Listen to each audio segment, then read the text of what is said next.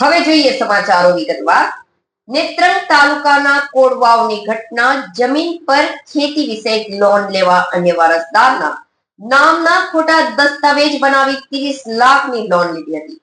આ લોન લેવા ખોટું ડ્રાઇવિંગ લાયસન્સ બનાવી એફિડેવિટ કર્યું, તેમાં બીજાનો ફોટો અને સહીઓ ખોટી કરી આખું કારસ્તાન કર્યું હતું. સાવકી માતા અને બહેનોએ અમેરિકા રહેતા ભાઈના નામના ખોટા દસ્તાવેજ બનાવી લોન લીધી હોવાના આક્ષેપ સાથે 5 મહિલાઓ સહિત કુલ 6 સામે નેત્રંગ પોલીસ સ્ટેશનમાં ફરિયાદ નોંધાવાઈ હતી. નેત્રંગ તાલુકાના કોડવાવની સીમમાં સર્વે નંબર 15 અને સર્વે નંબર 36ની જમીનના મૂળ માલિક ગોપાળ દયારામ ભક્ત હતા. તેમની 2 પત્ની હતી. પ્રથમ ધનીબેન, તેમનો પુત્ર મહેન્દ્ર ગોપાળ ભક્ત છે, જેઓ હાલ યુએસએ રહે છે.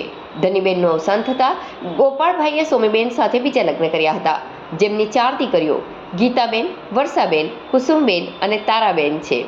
આ 4 બહેનો મહેન્દ્રભાઈ ગોપાળભાઈ ભક્તની સાવકી બહેનો થાય છે. ત્યારબાદ 2023ના વર્ષ દરમિયાન મહેન્દ્રભાઈની સાવકી માતા અને બહેનોએ કોડવાવ ગામની જમીન બાબતે મહેન્દ્રભાઈ વિરુદ્ધ નેત્રંગ કોર્ટમાં દાવો દાખલ કર્યો હતો.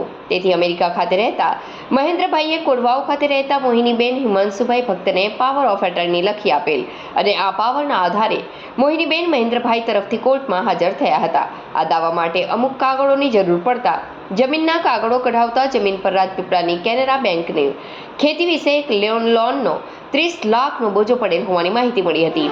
બેંકમાં બોજા બાબતની મોહિનીબેન મહેન્દ્રભાઈને જાણ કરતા તેમણે ભારતમાં હતા ત્યારે કોઈ દસ્તાવેજ પર સહી કે એફિડેવિટ કરેલ નથી અને બેંકમાં પણ ગયા નથી તેમ કહ્યું હતું.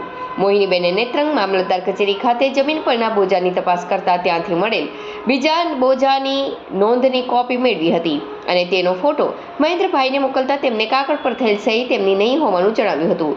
ત્યારબાદ તે સમયે મોહિનીબેને મહેન્દ્રભાઈને કથિત ખોટી સહીના મામલે સોમીબેન, ગીતાબેન, વર્ષાબેન, તારાબેન, કુસુમબેન, સોમાભાઈ વિરુદ્ધ નેત્રંગ પોલીસમાં ફરિયાદ આપેલ હતી.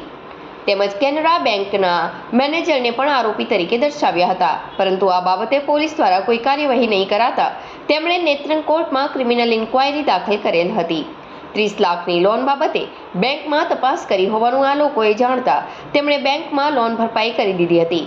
લોન લેવા મહેન્દ્રભાઈના નામનું સોગંદનામું કરેલ, તેમાં ઉપયોગ કરેલ ફોટો પ્રફુલ્લ નરસિંહ ભક્તનો હોવાનું જણાવ્યું હતું. મહેન્દ્ર ભક્તનું ખોટું ડ્રાઇવિંગ લાયસન્સ પણ બનાવ્યું તેમજ તેમના નામે કથિત ખોટા દસ્તાવેજ બનાવી રૂપિયા 30 લાખની લોન રાજપીપળાની બેંકમાંથી લેવામાં આવી હોવાના આક્ષેપ સાથે મોહિનીબેન હિમાંશુ ભક્ત રહે કોડવાઓએ સોમીબેન ગોપાળ ભક્ત, ગીતાબેન ગોપાળ ભક્ત, વર્ષાબેન ગોપાળ ભક્ત, કુસુમબેન ગોપાળ ભક્ત, તારાબેન ગોપાળ ભક્ત તેમજ પ્રફુલ્લ નરસિંહ ભક્ત તમામ રહે ગામ